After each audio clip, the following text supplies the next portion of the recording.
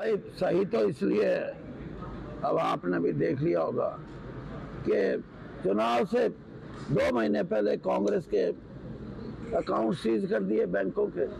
यानी कम से कम राजनीतिक दल को चुनाव लड़ने के लिए यानी कांग्रेस जैसी पार्टी, उसको आप ये कहें कि आपने हिसाब नहीं दिया इसलिए आपके अकाउंट सील। भाई अगर करने थे तो 6 महीने पहले करते या चुनाव के बाद कर लेते।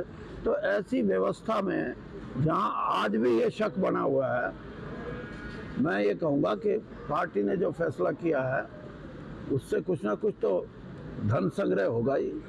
तो ये लेवी, देखिए मैं ये मानता हूँ कि हिंदू होना ये तो हर आदमी का अपना फैसला है। और अब मैं आर्य समाज, मैं हिंदू हूँ मैं, लेकिन मेरा विश्वास आर्य समाज में है। मैं सनातन विश्वास में नहीं, आर्य समाज की जो पद्धति है हिंदू धर्म की, मैं उसको मानता हूँ। और अनेक ऐसी चीज़ें हैं जिसमें आप ये पाएंगे कि बहुत सी जो धर्म के नाम पे एक राजनीतिक माहौल पैदा करने की कोशिश की है, वो फेल हो गया।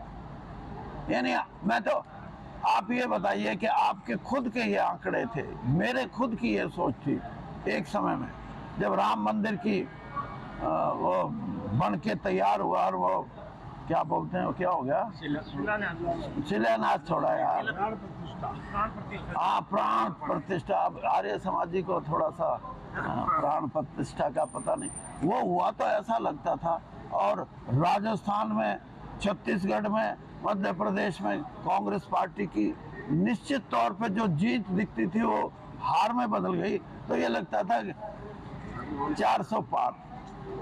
लेकिन जब कांग्रेस के खाते सील किए गए, जब इलेक्टोरल बॉन्ड सुप्रीम कोर्ट के सामने नंगे होका ये आया कि इससे बड़ा सोफिस्टिकेटेड करप्शन हो ही नहीं सकती। और इसके साथ साथ जो चीफ मिनिस्टर्स, आप चीफ मिनिस्टर के खिलाफ करप्शन है, उनको साल भर पहले, आप चुनाव के 2 महीने में चीफ मिनिस्टर को अगर बंद करोगे तो वोटर चीफ मिनिस्टर के साथ खड़ा होगा।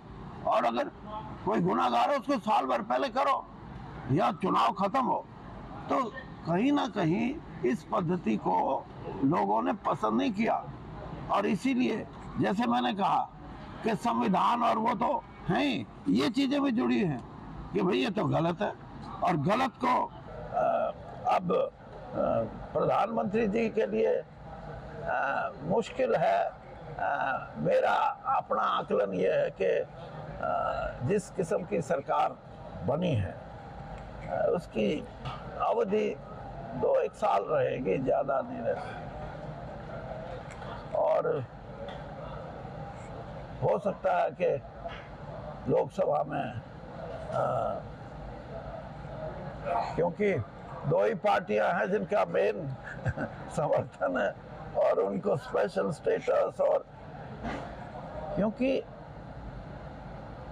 जो अलायंस की सरकारें हैं उनका एक, आपने देखा होगा पीछे 24 साल तक, 89 से लेकर 2014 तक सभी सरकारें, कोई बहुमत की सरकार नहीं थी, अलायंस की सरकारें थी। और मैंने तो यहाँ तक देखा एक एमपी की जरूरत, उस एमपी से अलायंस पार्टनर बात करे, वो कहे कहाँ आ जाऊंगा, मिनिस्टर बना दो। मिनिस्टर भी बना दिया, फिर कहता है कि लॉ मिनिस्टर बना दो। तो ऐसी परिस्थिति में प्रजातंत्र में जो जिसको हम कहते हैं ना कि जो प्रोग्रेस है, डेवलपमेंट है, वो स्लो डाउन हो जाती है। तो स्लो डाउन की परिस्थिति में मेरा 50 साल का राजनीतिक अनुभव है। मैं इस सरकार को पूरे तौर पे सुदृढ़ और 5 साल की नहीं मानता। देखिए बात यह है, किरण चौधरी जी की बात इतनी नहीं है। बंसीलाल जी का एक परिवार था, उनकी अपनी जो उनके समय में लोग उनसे जो जुड़े थे उनकी बहुत बड़ी संख्या थी। और आज भी मैं ये समझता हूँ कि कहीं ना कहीं कांग्रेस पार्टी को हम जितना इकट्ठा रख सके, यही बात है। वीरेंद्र सिंह कोई बात को घुमा फिरा के नहीं बोलता। कांग्रेस पार्टी को इकट्ठा रखने का काम जितना जरूरी है, उससे उतनी वोट कांग्रेस की बढ़ेगी। तो कहीं ना कहीं हमारे को इन चीज़ों के बारे में पूरे तौर पे विश्वास भी होना चाहिए, और इकट्ठा मिलके कांग्रेस को मजबूती होगी।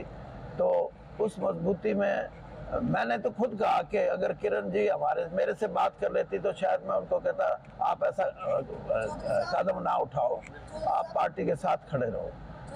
हम इकट्ठा मिलके चलें तो मजबूती है।